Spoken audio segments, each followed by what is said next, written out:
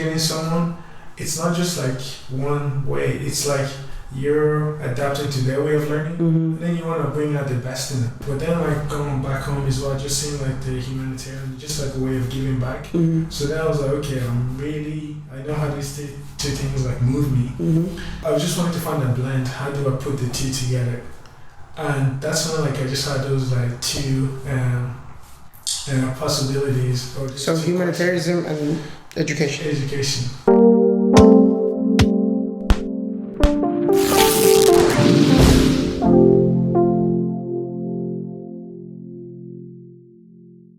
Sometimes Instagram say they're trying their best, or YouTube or whatever, but you know the way kids will lie and later be like they'll change their date of birth. Yeah.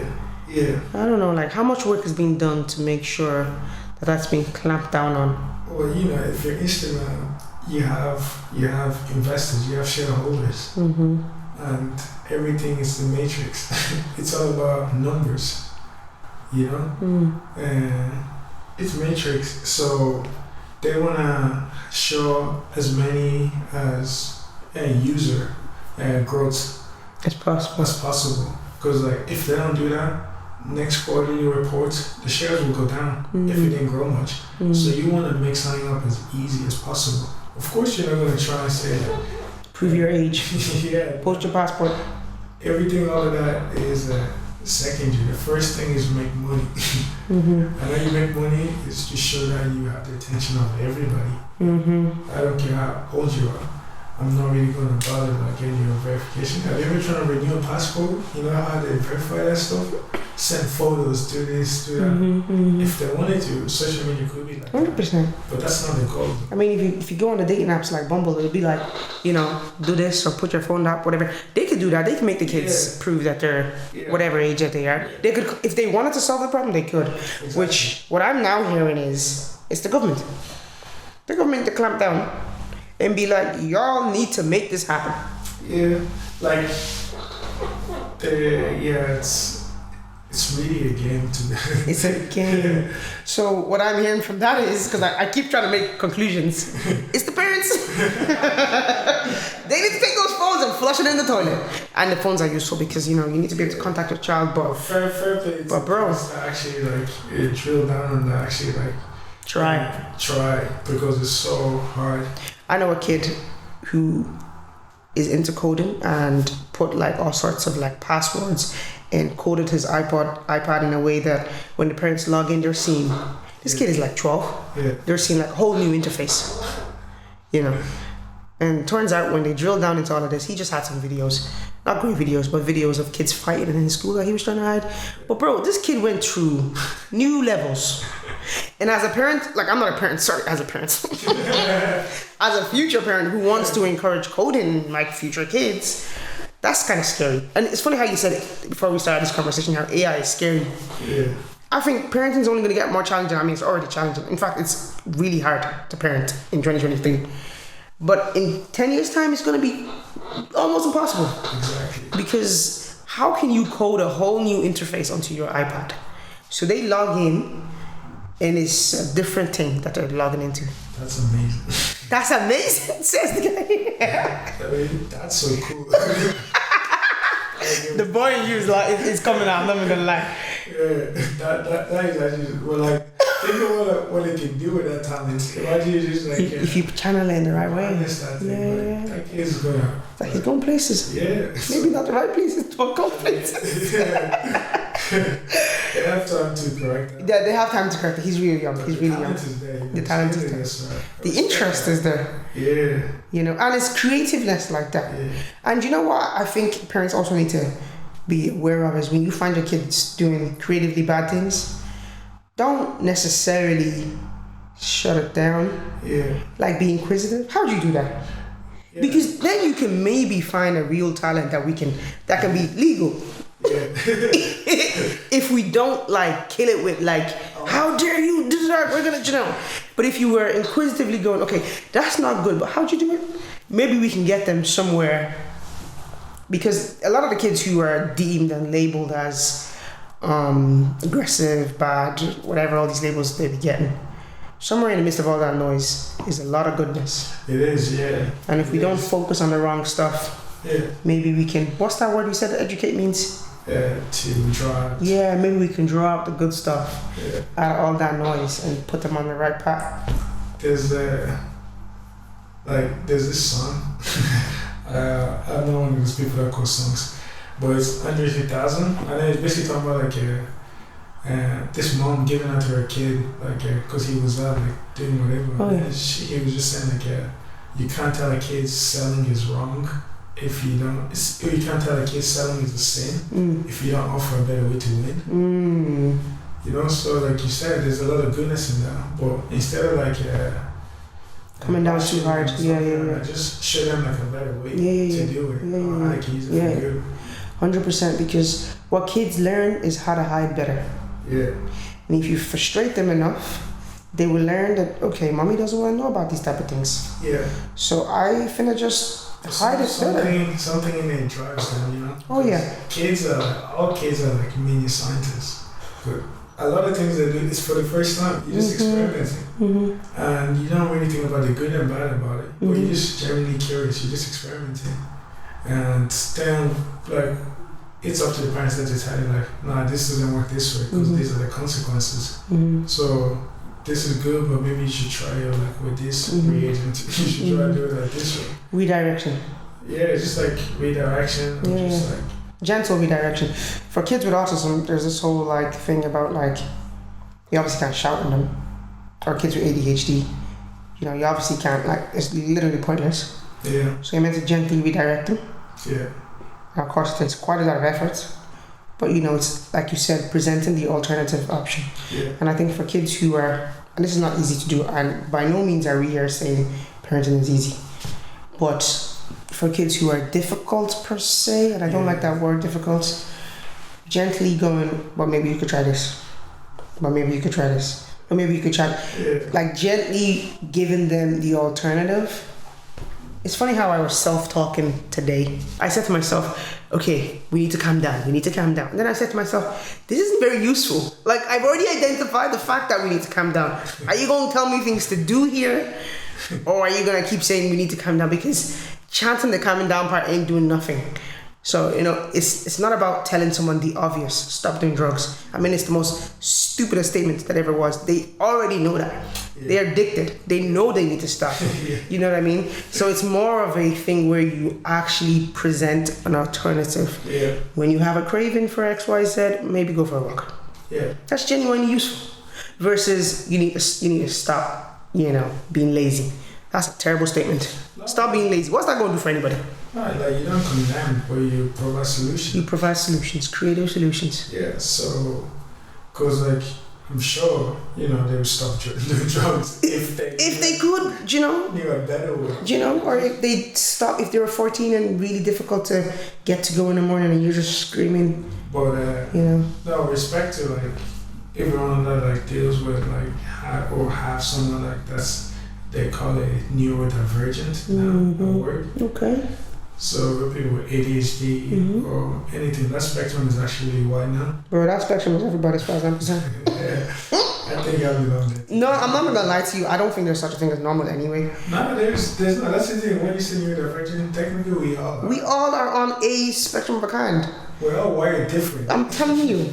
People just don't like labels. And that's okay. You don't have to like labels. So what would trigger you? Might not necessarily trigger me. So therefore we're already different. There's already a neurodivergence. Yeah, 100%. So 100%. I don't really get that then when you're trying to limit it to but you just deal with that anyways, but knowing how to because I say part of teaching is kind of knowing how to learn.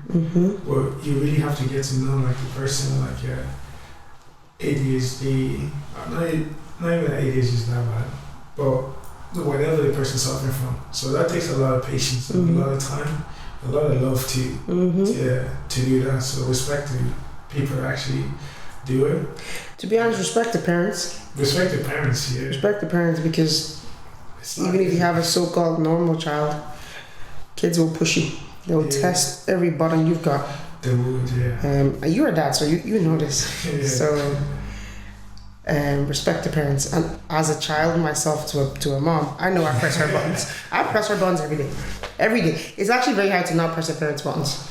Because anything that's not exactly what they want is pressing a button. And unfortunately, kids don't do exactly what you want. No. So you just have to constantly live with that. Yeah, it's like I'm enjoying it now. Before I heard it gets harder. So we'll see. We'll see. Okay, you're enjoying it. That's good. You gotta enjoy it. But not like you're trying to. Because the crazy thing about having a kid is they're really just like a little mirror. Like, you know, you can't go back in time, but your kid can take you back in time though. You know what I mean? Because your kid can actually like show you like they look like you first of all. Like they yeah, your boy definitely looks like you, 100%. Yeah. You see that boy, you just know that's Divine's baby because copy paste. I don't see that. You don't see it? The ears? I can't see it. I know people say the ears. I can't He's see it. adorable, first of all, but the skin color, the ears, the nose. How do you not see it? Too close to the elephant. Yeah. I don't see it. It's one of those like when you have your own, like you just won't see it. Well, I hope to God I see mine. Mine better look exactly like me. Like I don't see myself until I look in the mirror. So I guess he's kind of like that. So people say that, but what I see though is I see myself like when I was those age, or I wonder because your memory don't go back, but then you say like. That's what I must have been like when I was 1. That's what I must have been like when I was 2. I didn't get to say, okay, how would I raise me? You know what I mean? You know? I don't know if I would enjoy raising me now. I was stressful. But how would you raise the me you want to be, you know? Woo! I'm practicing that with my little sister as it is. The me I want to be, I always tell her, well not always, but recently I started telling her, I want you to be my 2.0. Me, but better. You know, in every way. More at peace, more calm, more intellectually, you know, sound, more a broader perspective, gentler, kinder, patience. Yeah, that'd be a great one. That's big. That'd be a great one. Yeah. You so know? I really just trying to be more present. To be honest, that's a big thing for me. Just know like what's important and just really be more present. Like even when I'm talking to someone, I'm trying not to waste that conversation. Yeah. You know, I always want to like both of us like walk away from this and say, I should pick something from that. I feel like I'm burdened with that in an unhealthy way. Yeah. Okay, maybe not unhealthy, but it's definitely starting to weigh on me a little bit that I actually feel like I need to let go of that a little bit.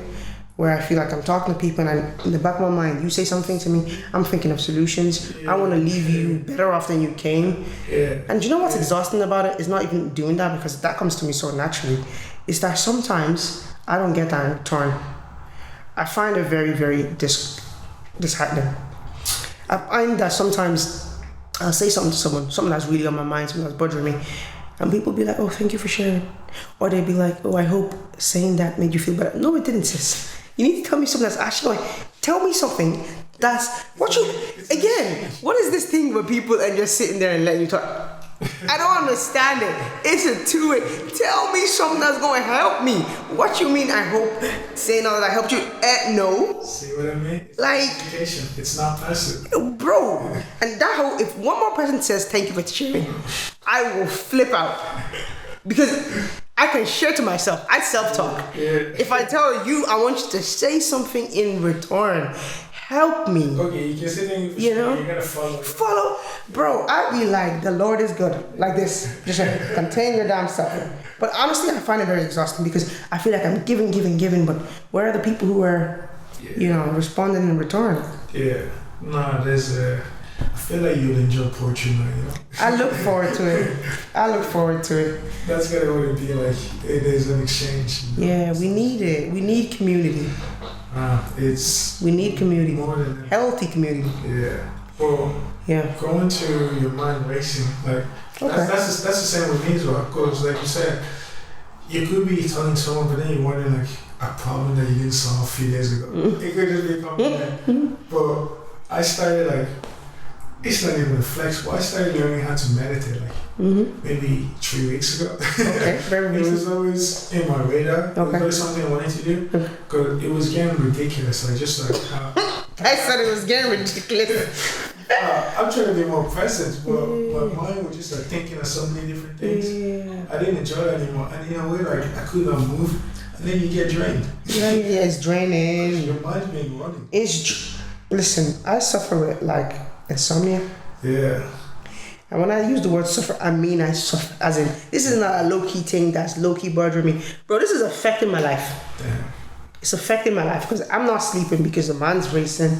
I'm not sleeping because sometimes it's like all these creative juices. Yeah. But sometimes it's just shit that's bothering me that I haven't even vocalized, like not even to myself. Yeah. Like it's just, there's just so much happening.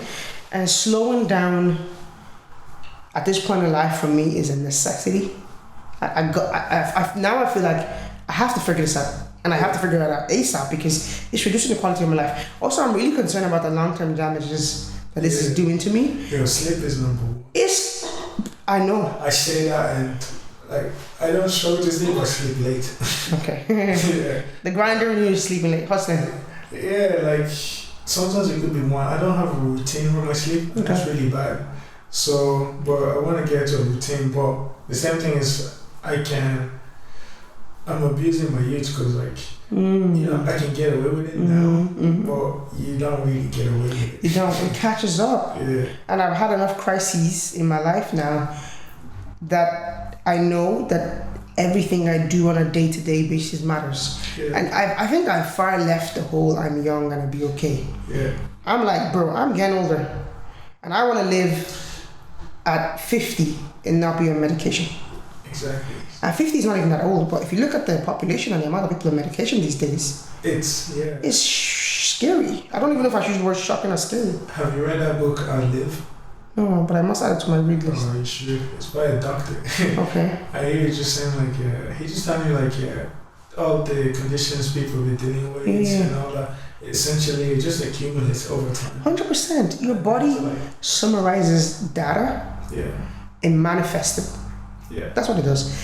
You eat, your body summarizes that, manifests, whether as weight, whether as not being able to go to the toilet, it just summarizes it. Your body summarizes stress, the number one factor for all forms of illness. I believe that it probably factors into every illness under the sky, and it manifests it. And it manifests as all sorts of things, dependence on drugs, alcohol, bad behavior. Yep. Bad behavior, being a liar, being a pathological liar. You can trace almost everything back to stress. We're suffering from that now. Bro, ours, like, and I don't think anybody, sometimes, there was one day I was in the GP practice, and my handyman came to that GP, and he was like, you're in the GP, you're a doctor. And I was like, and that solves what problem for me exactly? That saves me from poor health. How?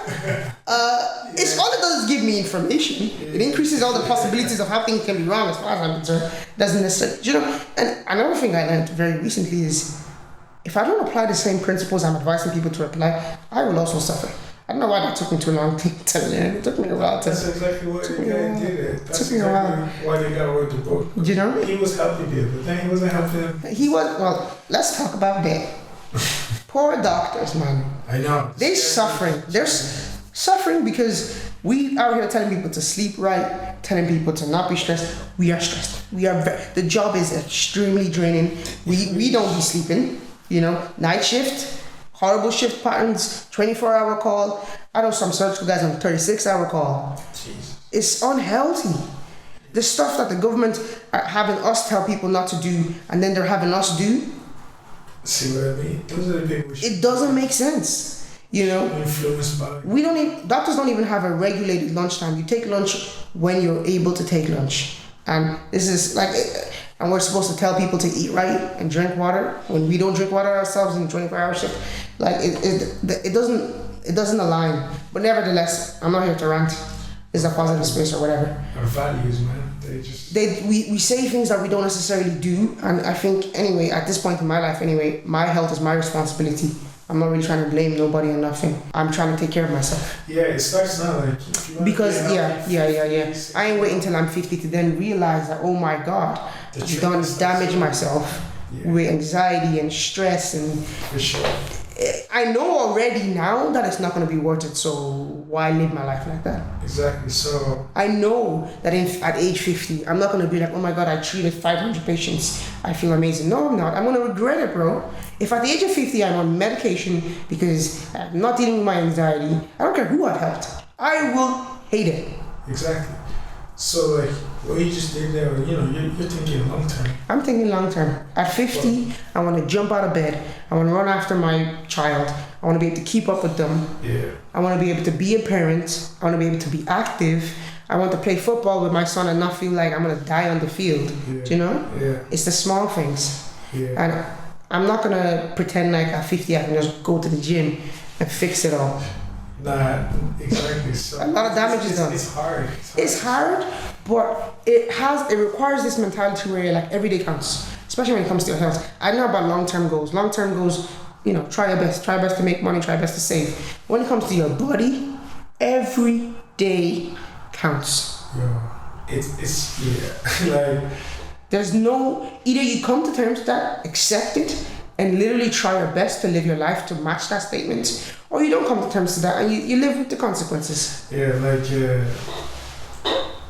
it's like, you know, life can happen where you just get busy, you couldn't do some certain week, but you always gotta get back on the bike. Back on the bike, back on track. So like, yeah, you're gonna fuck up with it. 100%. 100%. I go like really hard on myself though, when like I haven't done anything like any physical activity for like 2 weeks, but to be honest, I don't really get to 2 weeks. Like, cause I love basketball. Okay. I gotta hoop like every day. Okay. Whenever I can, I gotta do something. Can you teach me? You're welcome. We have one here. Really? Yeah. Close to. This is a really nice estate. Yeah, I want to come back. It's in the backyard. We have what? That guy's Jacob. I'll come back here. Like you see our portrait now. But I just got into the habit, like, because I genuinely enjoy it. It doesn't feel like a workout because I love doing it.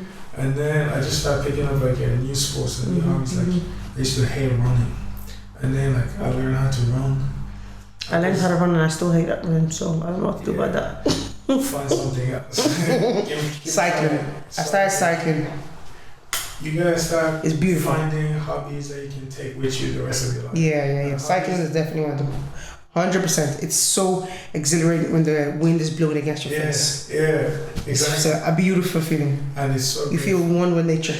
You know, so that's how I feel anyway. It's so good, like to get your heart going, you know. So. But on the matter of going too hard on yourself, I am very good at that actually. I'm very good at going hard on myself. You know, being myself up. But I am like yourself, a scientist at heart. Because, you know, I did science. That's how we know each other, right? And I know that the data suggests that going hard on yourself is unproductive. Yeah. The data has literally put that out into our atmosphere, into our space. I don't want to use the word universe. But it has, like, people have said it. People have written books on this. Philosophers, everybody, podcasters, everybody saying the same thing. Therapists, worldwide. It is not productive. It also doesn't achieve the desired outcome.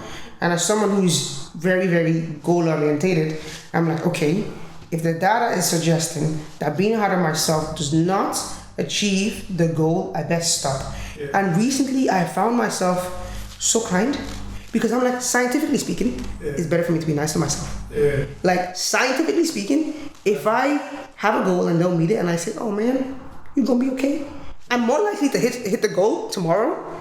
So I'm like, I'm gonna do that then. If everybody says that voice and that tone and positive reinforcement works, if that's in the parenting books that you should talk to your kids with I best talk to myself that way if I want to reach my goals. Yeah. So I personally have found that to work because one thing about me is, like I said at the start, I don't want to just do something because somebody said so. I want to know why. Why does it work? Why? Like, that's my mind. I'm like that kid, very annoying, when they're like, do this, and I'm like, why? But why don't? And they keep going until you be like, until why? Because why has 2 branches? And the parents give up trying to explain. You trying to understand? I try to understand. It's the bane of my existence. I tire myself out.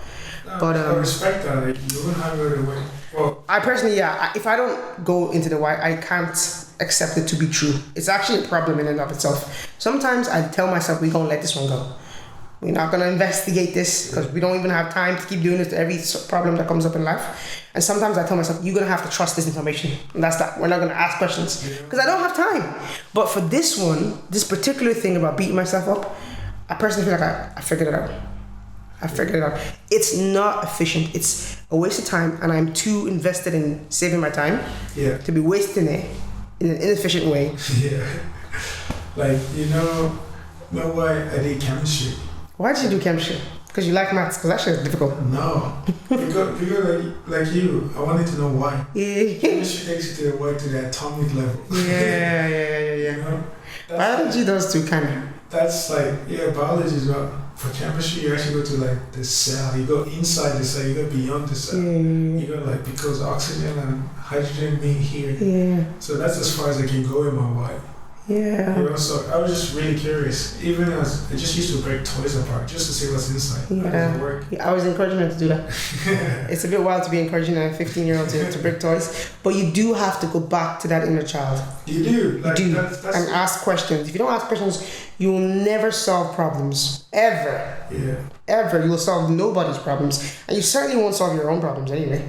Kobe Bryant once said, just keep a child mindset when you're doing things. Because like, you get creative with things. You really use your imagination. 100%. The older you get, like, education in a way kind of like makes you less reliable, teaches to be like less dependent or reliable on your own imagination. So you just go by the text, by the code of things. So you can't really follow the protocol.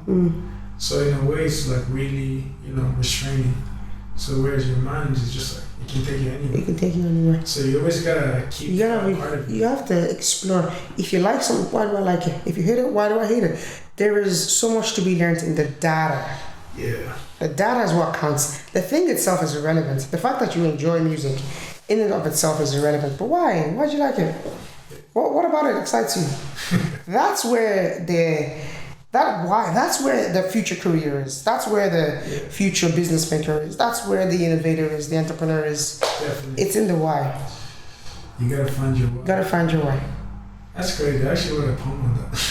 Huh? I actually wrote a poem on that. Do you remember it? I was thinking about it yesterday. I kind of have to show you. Alright, go on. I don't like reading my own stuff. I don't share this stuff, but it's really, really short, right? Alright. So, there you go. Can I read out loud? Yeah, you can. Okay. When you put a good enough why into your craft, that is when you will hone it into your honey. Why into craft, hone into honey. And that could even summarize it. Why into craft, hone into honey. Yeah, that's it. It's beautiful. So you just, when you find your why, when you find the reason why you find everything. Whatever honey means to you, it could be money, but it could be just happiness. It could be peace. Purpose. It could be peace. Yeah. So that's why, like, when you love something, it's easy to do. It's hard, but it's easy at the same time. Like, to get up, the drive is easy enough, but 100%. the work seems easy. But I think what you said about being hard on yourself, like, I think there's a balance. If I was too kind to myself, I wouldn't get much done, You just have to find your balance, like what limits can you tolerate? Because some people go to like, you have the people like David Goggins, some people just go to like extreme lengths, and I know my way, I was like, that's not really healthy. But whereas when okay, it's not so much like being hard is that kind of way like holds you like objective. Because when you're too subjective, when you're just too kind to yourself, that means you don't really get to see the true perception of what people might think of you. You might say something and then you're too kind to yourself, that was really cool, but then like you might have made someone else feel a certain type of way. I disagree completely. Okay, I like it. Give me your why. My why is in the why. So why do you feel that being mean to yourself it's not being is the only way to motivate yourself to do things? No. I'll rephrase, because that's a very wordy question. But why does kindness not suggest productivity? No, like when I say being hard to yourself, it doesn't really mean mean. Okay. It's you hold yourself accountable. But you can hold yourself accountable and be kind. Exactly. So you can be hard on yourself but be kind to yourself. But being hard on yourself... Okay, I get it. You can be hard on yourself Yeah, as but being kind to because you yourself. have expectations. You want That's- you want to do things to the highest level as you possibly can. I do. And let's face it, that's something that comes easy. It takes a lot of sacrifice. 100%. You have to get up early, do all that stuff. Yeah. That's being hard on yourself. Is it though? Like, it's not kind because your body won't Okay. sleep. I have something to say here. I believe language matters. It does. But you're talking to yourself, you gotta remember, this is you on you. Yeah, this is you. I mean, life is you versus you. But I think language matters a lot. The word hard to different people means everything. But to me, Yeah. not nice comes out of that hard. Okay, see, hard there is like a loose, I use that loosely. I think in general words mean different things to different people. But for me, hard never has anything to do with good, or to do with pleasurable, or to do with long-term beneficial. To me, it's short-term bad and long-term bad. And what I mean is, if I'm hard on myself today to arrive here and record this video, well, I don't believe that's something I'm going to enjoy in the moment. Yeah. And then in 2 years' time, even if this video is the video that makes my YouTube like pop, I'm not going to remember this with a positive like outlook. So what did I really gain? The world, but I lost my soul. You know what I mean? So for me, language matters. It does. And I am personally, in my personal life, I'm challenging myself to not say certain things to myself anymore. For example, I don't believe anymore in hard work, bro. No. I'm past it. I never want to work hard again. Yeah. Ever. And that's because of the fact that I'm dealing with insomnia. Yeah. And the way I have pushed myself, the way I have driven myself is currently still costing me. Yeah. Till this day. I believe you. It's costing me. When I finished medical school, my final exam, I said to myself, I will never work this hard ever again. Ever, period. And when I started working last year, one of my last consultants, she drove me to the bone. And I began to resent her. It took me a while to realize what was happening. And I said, oh, I know now. I'm finding myself in the same headspace as I was in the final exams for medical school. Yeah. I'm in that headspace where I'm stressed and things are getting to me, and I'm like, oh yeah, we promised we would never do this again. That's why I look at the woman and I would just hate her, because she was representing to me, I was manifesting symptoms of things that I promised I would never go through again. And I stand by it, and I still intend on conquering this world. I still intend on building all the businesses, building my empire, being mega rich, all the things that I dream for myself. But do I want to work hard? Not for 1 second, bro. Not for 1 second.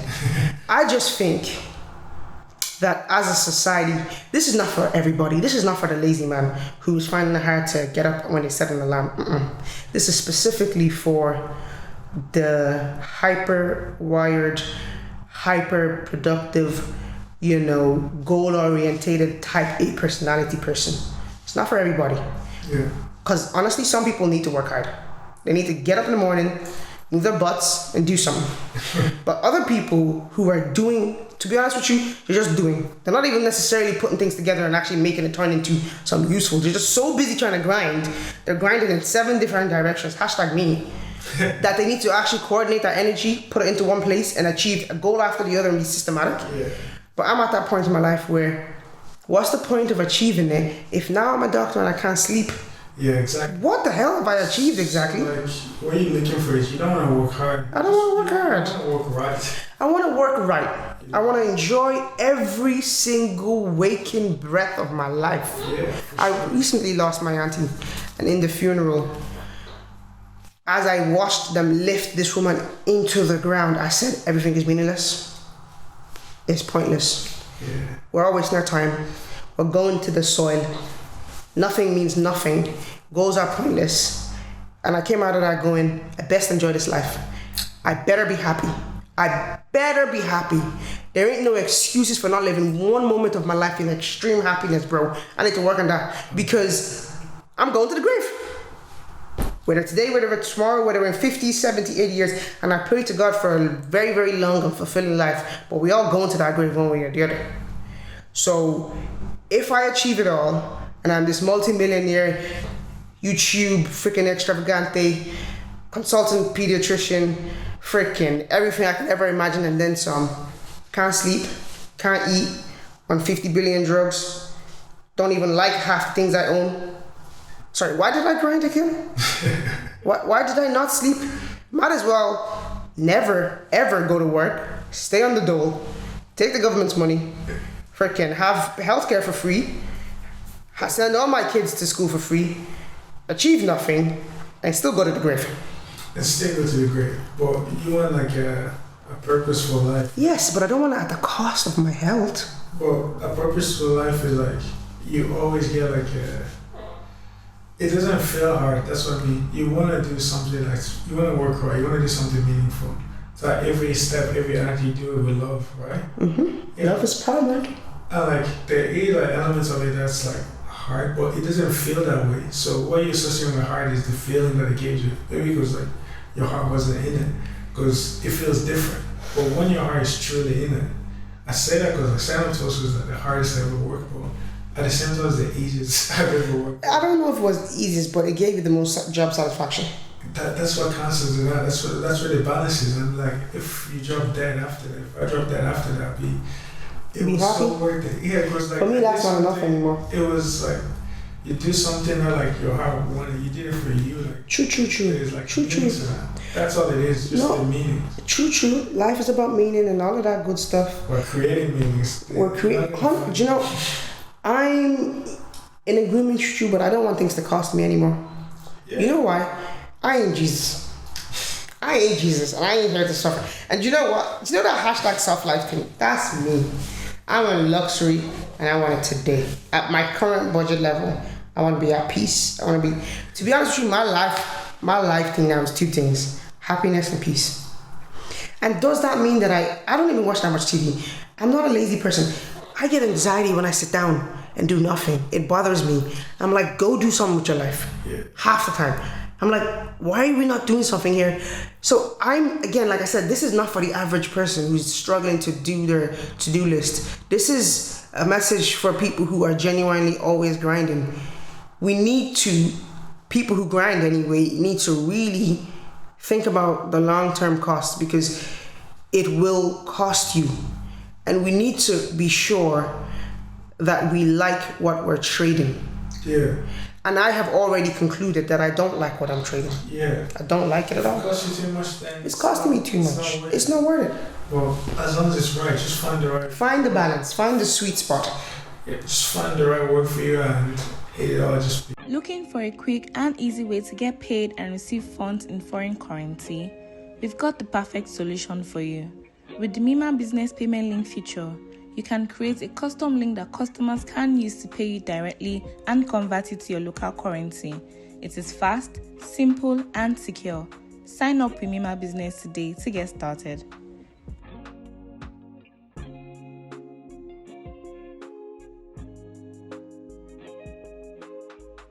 Shall I tell you what my real life philosophy is? I'm having too many life philosophies. How many life philosophies can one person have? My real life philosophy is I want to achieve it all, but at the pace that God's allowed me to move in at. Yeah. Like slow and steady. Took a while. Shout out to Fiona, who has spent hours with me. She's not my therapist or anything, but she's just like a mother God just blessed me with, an additional mother, if you want to call her that. Yeah. She spent hours with me, kind of just teasing this out, and by the time we were done, this was hours over a couple of days up in our house, I finally was like seeing her point of view, which I think she saw from the first day she met me. Was like, this girl needs to slow things down big time. But thank God for people who are patient and willing to just watch you learn at your own pace, and let you fall a little bit but catch you at the right time. And I think from that space I kind of said to myself, I will achieve it all. I will have everything that I've ever dreamed of, but it all doesn't have to happen right now. And I can actually slow down and the world will not fall apart. At least my world won't fall apart. And I can just take it one step at a time, one goal at a time. Although I actually still haven't done that yet. I'm still doing 7 things at the same time. But it's not. But I'm finding it hard to let things go. But anyway, we're working on it. It's all a work in progress. One day I'll be like, yes, I'm finally on the one at a time wavelength.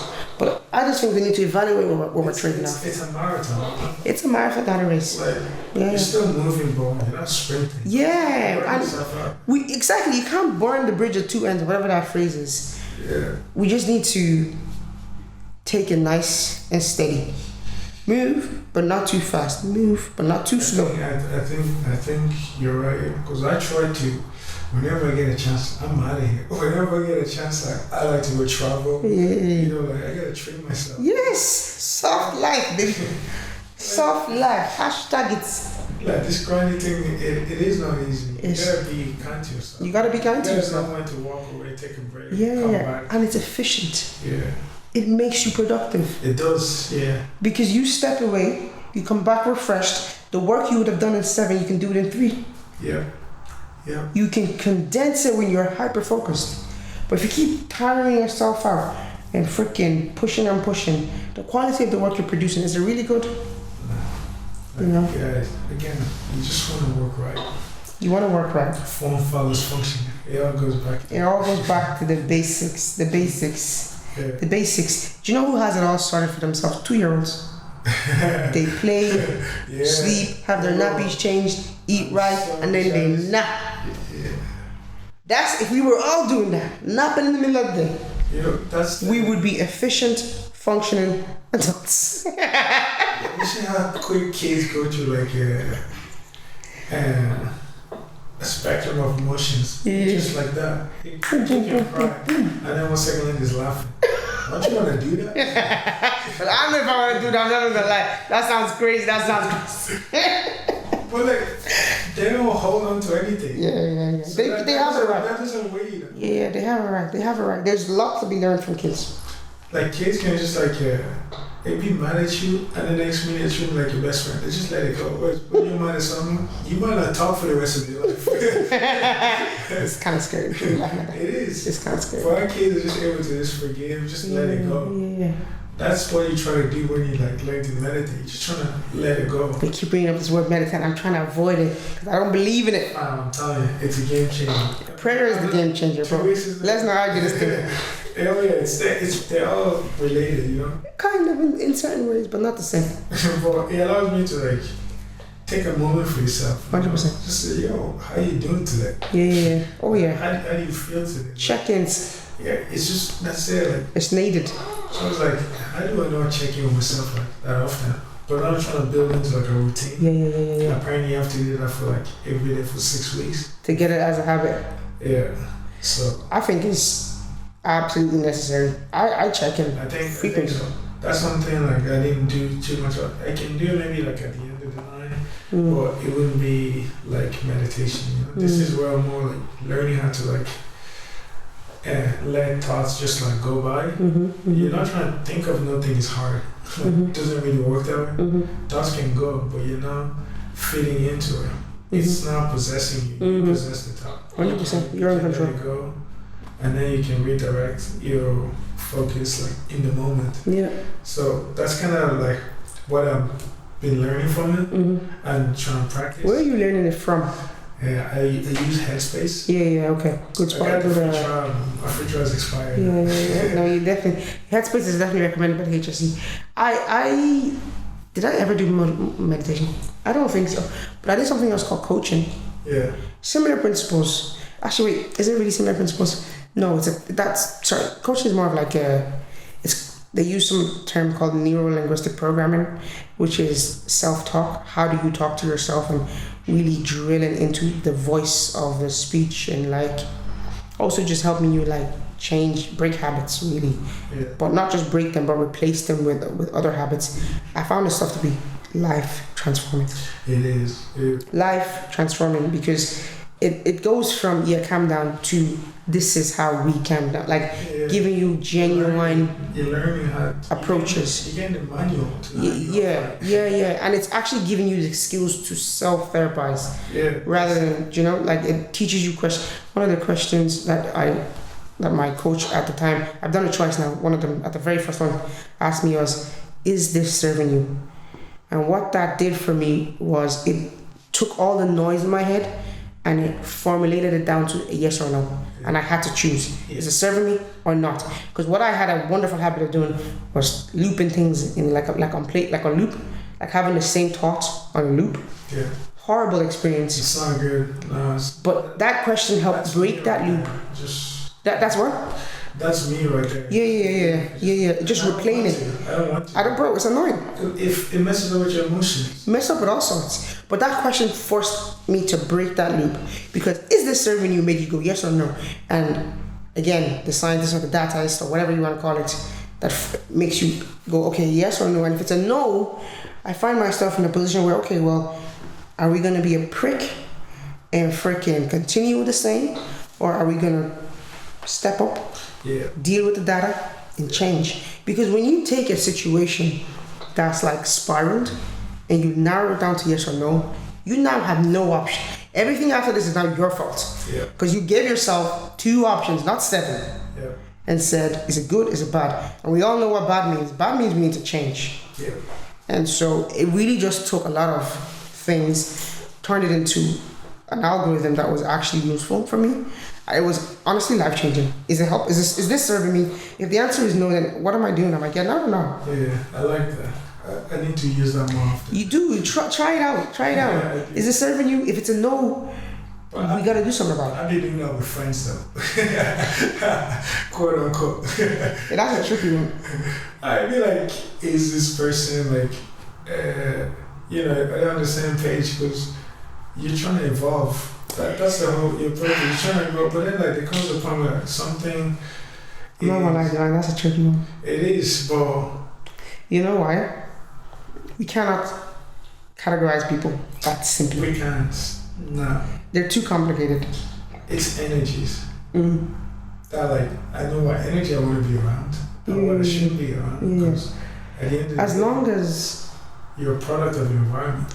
100%. You gotta be so careful. We already talked about this, about who's influencing you. Yeah. But we have to be kind.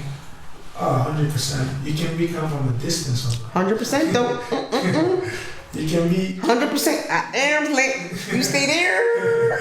I stay here, and I shower you with love from this angle. You can set boundaries. You can establish like access. Like what part of access you want to give people so that they don't get to mess up with your energy in the first place. Yeah. As long as whenever we do, when it comes to people, we try our best. Definitely. To treat them with grace. 100%. As much as we would want to have been treated. But ultimately, we do have to protect ourselves. Otherwise, everything we've discussed today is almost a hypocritical stance. People can harm you. People kill people. 100%. You cannot stay with people who will zap you of the very little energy that we have these days. So you gotta be like diplomatically really empathetic, like to a point where it's actually like not good for me, because I would like give so much for other people and I won't be happy me in the process. So I'm hurting myself. And not to make me a victim, but like I felt stupid at a point where it's like I'm just doing so much, but then like how am I doing? Like I'm just like neglecting myself to just like do so much for others, and then sometimes it might not even work out with the person, and then like, well, you neglected yourself, and guess what? You're stuck with yourself. So you might as well start being kind to yourself, and then know exactly like what works for you, what are you compatible with, and if that doesn't work, you can treat it with grace and respectfully. I'm not gonna waste your time, and you're not gonna waste my time either. This is where I think this is where we function best, like at this distance. There is there's a concept in the Bible about not borrowing money that you're not willing to not let go of. Yeah. And I know it's to do with money, but in this instance, I think, and I experienced what you said, I've experienced it too, but I think at this point in life, we all need to stop giving people things that, it's basically to do with motivation. We really need to stop giving people with expectation in return, but also we need to stop giving things that we're genuinely not willing to let go of. Yeah. And sometimes that's not money, sometimes that's genuinely the energy. Sometimes that's emotions. Sometimes it's all sorts of things, but there's no point in giving someone something and then asking for it back. Exactly. And that's, I think I'm just using fancy descriptions to explain boundaries. If you're going to spend time with someone, best be time you're never going to regret spending. Meaning, don't even open the door if you're not willing to allow that time to pass without you feeling like I'm after giving you something that cost me all of this. Again, it's down to hard work. I don't want to work hard anymore. I've said that already, but I also don't want to give what's going to be painful to me. Give and give freely, or don't bother. That's because in return, then you don't get what you want, or at least what you feel like you deserve, and the other person ends up losing you anyway, because you now have to step back. So why not just do things that won't cost you to step back? I think it's a good way to be. Like, you know, if you ask me, oh, favorite, can you, like, I don't know, clean my house? I could be like, okay, I can't clean your house, but I can contribute €10 towards a cleaner if you want to pay the other half. Yeah. And when I give you that tenner, I ain't going to think twice about it. But that's something that's not going to cost, like, do you get me? Yeah. And, you know, in another situation, it could be like, you know, I don't know, let's go for coffee. And you're like, I can't go for coffee. I know you need my time. I can ring you at 10 o'clock. Yeah. Let's have a phone call. That way I'm protecting my time because I don't have to travel out to you. I can do this in the comfort of my home. I have way more control. It's not going to cost me too much, but I'm still helping you, and like I'm meeting you halfway. Yeah. I'm using a lot of fancy words here, or long description to describe boundaries and meeting people. Even, and if they don't deserve enough halfway, meeting them a quarter of the way. But sometimes, you know, even you don't want to, you have to be there, or well, you want to be there for somebody.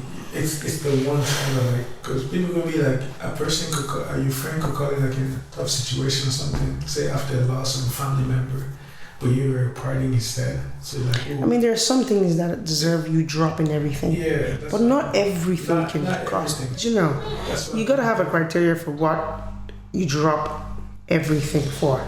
Yeah. Otherwise, there's a phrase, stand for something or fall for everything. Yeah, that's it. If you don't have a list of, for these things and these scenarios, I will drop everything and come. But if you're not meeting the threshold, I can only give you what I have pre-decided that I give everybody under these particular circumstances. Otherwise, I will be dragged left, right, and center. It's back to how I felt like about giving, and nobody was given to me in return. We find ourselves in a position where we're so depleted.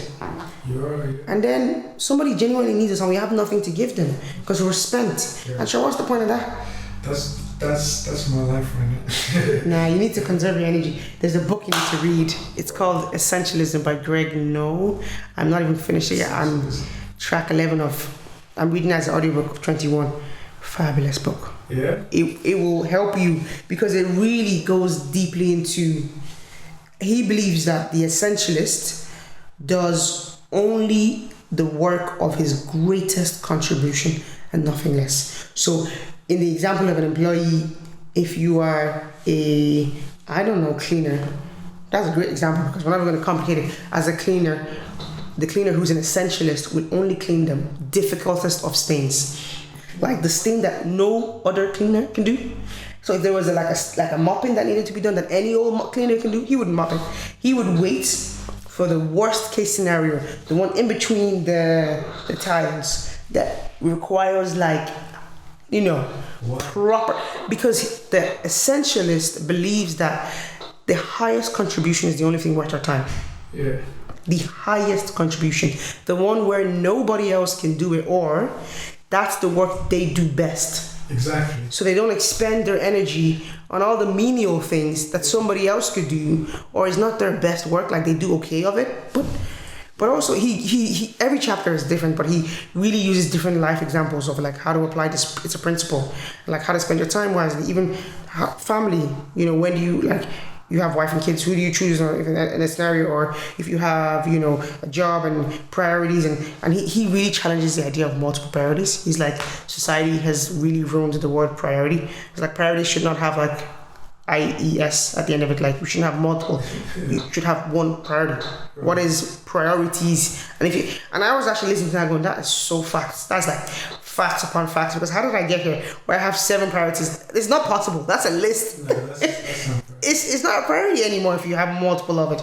But he really forces you to gain skills to narrow down your options. I've did a little bit on that, but I haven't read the book yet. But I know they would say essence, like, because in essentialist, if you're an essentialist, you believe that like essence like precedes like existence. Okay. So that's kind of why you want to do things to your greatest thing, because it fulfills your purpose. You know, that is where you want to do it to like the highest thing. Yeah. Because just know like that's what you were born to do. Yeah. That's like that's why you're in this earth. Cause you can have like an existentialist, or you can have like an existentialist. Okay. Whereas like those are the people that kind of like you can have multiple priorities where you create meanings, or like which do you believe in?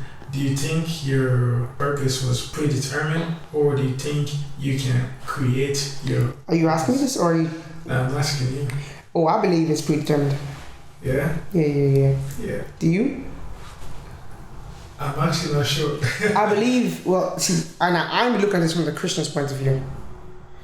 I believe that God has a purpose for you, but I then believe that He wires you in such a way that you enjoy the purpose. Yeah. So we go on this discovery thing of what do I want to be, what I want to do, but ultimately you can pray that God tells you what that purpose is or whatever, or reveals it to you. But if you actually sit down and calm down for a minute and you really, really dig into what you really love and enjoy, you will find that it aligns. Yeah. That what you were created to do is what you love doing. Yeah. But sometimes we don't necessarily pause to reflect and find what that is, and also we get distracted by multiple interests. For example, here's how we can misalign it. When I was in secondary school, one of my highest grades, if not the highest grade, was business. Love business. Mostly because I love business because I actually love money. Yeah. I love the coins. But also I was naturally good at it. Like I was getting good grades in business. Now, someone who is a career guidance counselor could have said, you should study business. The grades are highest there. You find it easy. It comes to you second nature. Study business. It would have seemed like a reasonable thing, but it would have been a big mistake. No passion. It came to me easy peasy. So what? I get you, yeah. So freaking what? I was the same with business. Do you know what I mean? Like, I'm so, like... I was like... Where's the passion? I can get like good grades in it. Yeah. Never. Do you know, I didn't jump up and down on the inside when I read this stuff. It just came to me super easy. Now, on reflection, now I'm up at a point in my life where I want to merge the two, right? Yeah. I want to merge my love of biology, science, medicine with my love of business. And I'm looking for avenues to explore that. Like I'm thinking to myself, this has to be a job where the doctor is also in need of, a business thing. And I know there is because I've been doing my homework on it and I'm going to find my path eventually. But in that space of being a secondary school student, I also prayed a lot about what does God want me to do? What path should I take? But that's one thing I did. But also I really leaned into what I enjoyed. And God knows I enjoy biology. Yeah. I enjoyed it. And does it shock anybody now that God wanted me to be a doctor? No. It doesn't make sense to then think that He would put you in a position where you have to strive. Now, of course, in medicine I had to strive. I mean, that had its challenges. But at least there was a baseline interest and passion that this is a philosophy. I don't even know if anything I said there is factually true. But I genuinely believe that if you think about it deep enough, your purpose aligns with the things that you love most of all. Like when you were talking about tutoring, bro, you were smiling from ear to ear. Ain't nobody can tell me that that's not a purpose. You cannot make that stuff up. I guess so, yeah. You cannot make that up. And also you can't teach it. Go to college all you want. Get a master's in education. If you don't love the stuff, how are you going to sustain the challenges that are going to come? Yeah. You believe in free will? 100%. How could we not have free will? Then, like, when you believe in free will, then that contradicts like what God wants us to do. Oh my God, God wants us to do all sorts of things, but He gives us choice. Think about it. The whole, I don't want to say disaster, but the fall of mankind from the biblical perspective came from free will. He wanted Adam and Eve to stay in this garden, to live happily ever after. He comes, chats with them, goes back up to heaven, all's Gucci. Yeah. But then what happened within, I don't know the time span, but a very short amount of time, Eve goes off and eats this apple and turns the whole story upside down. Free will manifested itself ASAP. He could have, before she swallowed, in all of his awesomeness, stepped in and go, don't swallow the apple! I will never let you do it. No, he didn't do none of that. That thing was happening and he was well aware of it. But he let it happen because if God doesn't support our free will, I do not know who does. But if you love me, why would you let me get the apple? Because you made me this way. You made me this way. He made people in his own image. You said kids are a mirror of us, right? They see, they absorb. God made us in image of him, as in you look in the mirror, when you see yourself, you see the image of God in likeness to him. And essentially that means he created us with the same capacity that he has, capacity to create, capacity to have will and to think about options, capacity to do everything that he does, think about plan B's and plan C's and plan D's and permutations and all of this stuff. Mind you, as far as the scripture is concerned, God had angels singing and dancing and praising him. He had it all. He didn't have communion or community or relationship. Mm-hmm. And I don't think he wanted to create something that would just obey. Right. I actually think he was looking for he was looking for choice. Where's the fun in that? Do you know the example I like to tell people when we're talking about this particular specific topic? I always say, and funny enough that so far when I'm talking about this thing, I'm talking to guys, it's so funny. This is my third guy that's in this, and I use the same example and it's perfect because they're always guys. I'm like, if you had a girlfriend, you had two girlfriends, one of them, every time you meet her, you go to the back of her head, you press the button, and she says, I love you. Like no man's business, I would do anything for you. And she means it. You had girlfriend number 2. Every time you see her, she says that free of charge. She looks at you knowing fully well that you ain't shit and says, I love you. Again, means it from the bottom of her heart and thinks you're the best thing since bread and butter. Which would you pick? Right. Obviously, there's more meaning. There's more meaning in the choice, right? Because, well, number one, she didn't have to. And that's what makes that love beautiful. Because she could have picked any other guy to say this to. And she looked at all our options, selected you, and goes, I'm going to love him. In the same way, God already had this adoration, this attention from all the angels and everybody else up there. And he thought to himself, I want relationship, I want choice. I want to put them on air, give them everything that they could have possibly wanted. I want them to look around and look at me and go, I love God.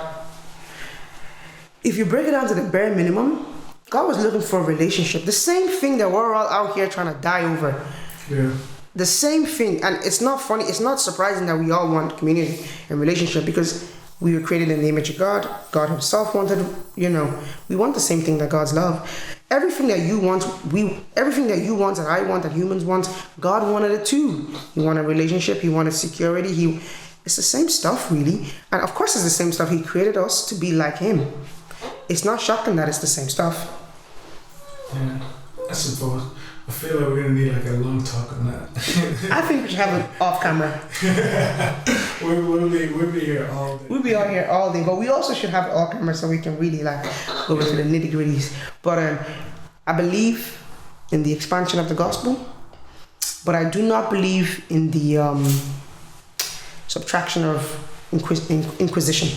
I do not believe we should take our questions and bury them down just so we could believe. Yeah, exactly. I think that the questions actually draw us closer to God. It does, that's what I mean. That's what I mean by my relationship. Mm-hmm. There's a lot of inquisition, but there's also a lot of understanding that, and part of I'm not there yet fully, but I'm allowing myself, and I'm just understanding things and find my own meanings. Sure. Yeah. Whatever you do, be careful. For sure. Because in the space of inquisition, the devil takes opportunity of that and plants beautiful seeds of all sorts of confusion. And actually, I believe that's one of the root causes of our mental health crisis. I won't even say in this country, in the world. People have questions and they are searching actively for answers, but they're landing on the wrong conclusion. You get kidnapped when you're lost. Yeah, 100%. And he's out there taking souls left, right, and center with confusion. It's a mass misinformation campaign out there. There is only one conclusion. Jesus Christ came, died for you specifically, redeemed you, loves you, will forever love you till the day you die. Whether you believe in him or not is irrelevant to him. He loves you forever. Ain't nothing you can do that can take that away from you. That's a security that you will always have, whether or not you realize it or not. The realization is a separate conversation. But the love of God remains steadfast. It's the one thing in life that we can count on. We might not even be able to count on our parents' love, but the love of God, that's always there. Whether we want to engage with that is a choice. We will always have choice because he doesn't want us to love in return out of roboticness. If he wanted that, he would have made us as robots and everything would have been fine. But he made us as humans because he wanted the love of a choice-based love. This is my philosophy on my understanding of Genesis, the creation story. Because everybody, like, if he could do it all, like, it's very basic. Why did he not just make a robot? Because he didn't want a robot. He didn't want one. He didn't want you, divine, to look at him and go, yeah, okay, cool, I love you. Why? I don't know. Why? Just cause, okay, just cause. Okay, let's just go to heaven, just cause. Like, it just doesn't make sense. Like, let's go to heaven because I want to go to heaven. The choice. The choice is in your hands. We really need to wrap it up. And what could be a better, point of finishing this up other than the love of Jesus? I just say we didn't plan it, but I'm pleased to end it this way. Yeah. I think that we're gonna have an amazing night this Saturday. Of course. I might be late, but I'll be here. I can't wait for it. Look forward to it. Cheers to forever and his friendship. Don't forget Tosogrinds. Please reach out by. Yeah, we don't need your money. It's just your awareness. Okay. Like, if you can get in touch with somebody, like, because sometimes when you say things like this, are you trying to take money out of me? You know okay. What I mean? Okay. Yeah. I really was about to plug the money thing, but okay. Like, but some people feel that way. Yeah. 100%, I agree. Or something, but it's not about that. It's really just about. Yeah. Send this to the right student. Yeah, exactly. Just trying to equal the playing field. Oh yeah. Okay, well, send it to the right people. Send it around, and if you want to teach, Yeah, like if you want to teach. Do you have a criteria for who if you want to help anywhere? Like, I feel like everyone has something to offer. Okay. But obviously, there's like we'll talk about it. Like, we go through a process and see what you can offer. Like, if you don't feel confident enough to teach, then like. Do you have a team? Yeah, I have a team of tutors. Like. So do you have a team of like admin people? That's the thing. That's what we're trying to get to. All right, lads. So if you don't want to teach or don't have teaching skills, but you could support in a different way. Yeah. There's a lot of work involved. It'd be great if you could even support him by even just answering emails, whatever way you could do that. It'd be amazing for everybody whose lives are touched, but also for yourself. It's a lovely CV building activity. Because one day, the team and we'll just get a trip to Africa. 100%, bro. Bring me too. I best start getting involved because I want a trip to Africa. That place is expensive.